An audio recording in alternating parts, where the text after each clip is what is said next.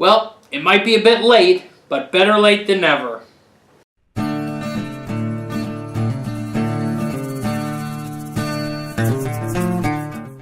Howdy, y'all. And after many months, in fact, I think it's been delayed about a year at this point, we finally have the Blaze handheld Atari. Now, I mentioned before that this is a console for a very specific type of person. If you have one of those little reproduction built-in game consoles, the little tiny Ataris, this is not for you. There are other consoles on the market, cheaper than this, with card support that allow you to put on any game you want. This, as far as I know, does not have that.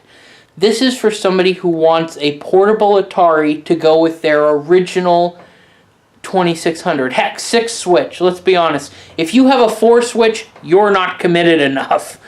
So, let's take a look at what we got here. Asteroids, Pong, Centipede, Missile Command. It's funny because as far as I know, Pong was never released as a standalone game for the Atari 2600. There were a lot of other generic ones, but I don't think it was ever released as a standalone cartridge. Still, it's kind of synonymous with Atari, so... 6. Friedabigden. I don't know what that says. I have no idea. I assume this is some sort of European thing. A lot of regulations over there that we thankfully don't have here. But, well, I just realized I can't ever play this. There's no American flag on the back. This wasn't made for me, apparently. Let's see. I'm not sure if I can read this through the camera. Featuring spectacular collection of classic titles, including Asteroids, Adventure, Breakout, Centipede, Missile Command, Millipede, Pong, Sword Quest, and many more. Reimagined design with immortalized? Is that really what it says? Wait, hold on. Immortalized. Wood effect. Okay. It's immortalized, apparently. It's indestructible? Is it immortal? Is it famous? I don't know. 2.5-inch screen, 50 built-in games. Yeah, we've seen that. TV, audio-video output, and 4 batteries required. Not included. I hope I have some AAAs. Don't really use them much. Games include these titles, and these titles alone, since as far as I know, there's no Flash support. I think that's a centipede monster from the original artwork, but I could be wrong on that. I'm pretty sure that's what that is, though. Let's see, do we have anything else of interest? This is not a toy. Wrap that around your head for a minute. The handheld gaming console is not a toy. Well, now that all the box reading, boring stuff is out of the way, let's play with a knife. I do appreciate the little sliding case. I mean, you could keep this case as a little storage bin for it when you're not using it, so that's quite nice. It's oh, it's blocked by paperwork. Isn't that life in 2018? Blocked by paperwork. Well, they're in here, so I guess we better look at them.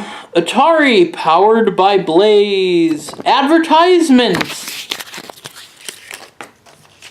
Powered by Blaze, apparently. There are very, very basic instructions from the looks of it. And this is considered a quick start guide. Important. Ooh, we have important here. Let's see if I can read this through the camera. Is it important? Please be aware, 2 of the games included on this console were originally designed as multiplayer games. These games will still work in single-player mode, but some levels will not have an AI computer opponent to play against. Instead, you will be playing on your own with a stationary second player. Okay. Didn't really seem that important, but whatever. Let's try this again. Do do do do do do do do. Wow, that is really cool looking. I'm not gonna lie. Wow. I was really concerned that this stuff was going to end up being a sticker and not actually three-dimensional molded plastic, but it is, which is I'm very happy about. I don't know why they did this on the back. This should have all just been smooth. I'm not quite sure why they went that route, but it's not too bad. It's fairly light. It's not too light. It doesn't feel too cheap. It's not too much plastic bending noise, which is always good. There is a sticker on the front for our, what is it, 2.4 inch? Is that what I saw? 2.4. Yes, 2.4 inch screen. This does appear to be a directional pad. It's not a joystick, which is what I kind of thought it was going to be more of a flat joystick, sort of like the PSP has. But this is just a directional pad, which might be better for playing. I mean, essentially, the original controller is kind of a... Ooh, you can see the reflection of the camera. The original controller is sort of more of a directional pad in the form of a joystick, so I guess that kind of makes sense. The buttons feel pretty good. I mean, they're not... They actually kind of feel better than the PS4 controller. That's actually not half bad. And we got a start and select button up here. And up top, we have a slider for the on-off button. I don't know why they didn't make it silver. That really bothers me. I thought that this would bother me more. It really doesn't. That bothers me. I may end up painting that silver. I guess they just want it to be easier to see, but... Headphone jack, audio video output. Now, as far as I can tell, it doesn't tell you which of the cords it uses, because I think there's two different versions of this kind of plug, so good luck with that. And over here we have a volume button, which is very good because that was not on the original artwork for this, and that would have been really bad if it had like a push button volume or something like that. I just I'm glad it has a nice normal switch. Now I don't know if it has a built-in... Oh yes, it does. I think that right there is the built-in speaker. So, cool. Well, there's only one thing left to do. See if it actually works. It also looks like they left off the screw here, which I'm pretty sure was in the original artwork. I could be wrong. Maybe I'm just imagining that, but it's kind of good, kind of bad, because if this breaks, you won't be able to close it, but at the same time, who carries around a screwdriver with them when they're going to the doctors or even on a road trip? I mean, I do, but I'm not normal, so...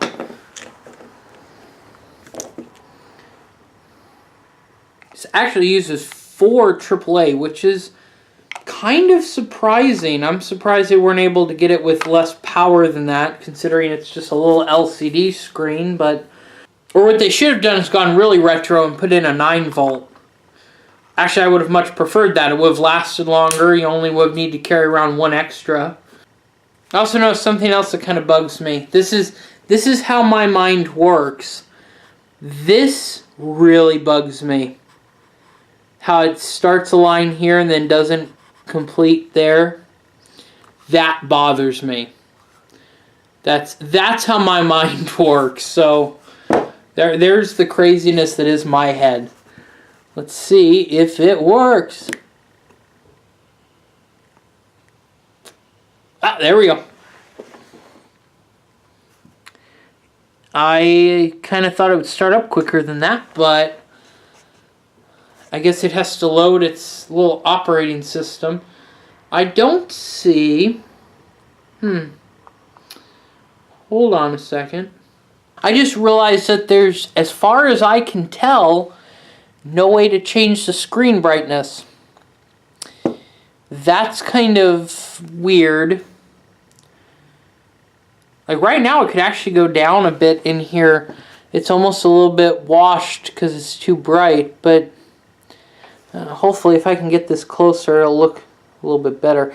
The quality of the screen looks quite good. I can't really see the pixels all that much, though I do see a bit of static in the background. That might be on purpose. That might be to better replicate the old game consoles. I'm not sure if it comes... Ooh, look at those lines. Ooh. I'm not... Yeah, you can kind of see the static in the background. I don't know if that's supposed to be there or not, but let's find a game and play a bit. Okay, so I'm going to try to play a game through my view screen on my camera. We'll see how well that goes. Let's start with something simple like video pinball. There we go. I have stuff on the camera currently blocking the bottom. I can't actually really see it, but...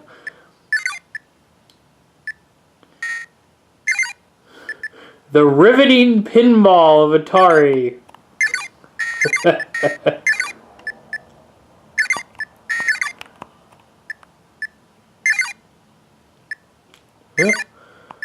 Considering I'm playing through my camera, I'm actually doing pretty good, I guess. Mainly because it's not coming anywhere near me. Oh, here we go. Am I going to have to hit it? No, bounced. Oh.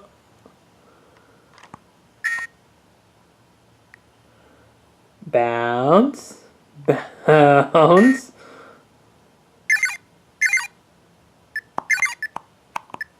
Maybe I picked too easy of a game to start with. It looks like to get back, you have to hold both. Whoa, that looks orange right now. You have to hold both of these buttons, and then it takes you back. Would have been nice to put that in the instructions. Better instructions, people. We want better instructions. Let's try what... Oh yeah, perfect. Centipede.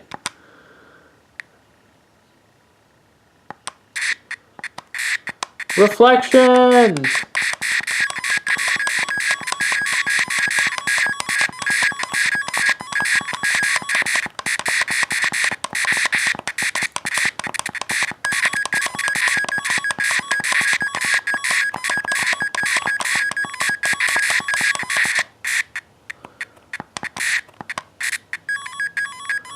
Yeah, this feels pretty good, actually. What I'm curious is how the tic-tac-toe works. I don't think I've ever had Atari. Whoa. Never mind. Let's try some adventure. The adventure begins with you. I found a key. Woo.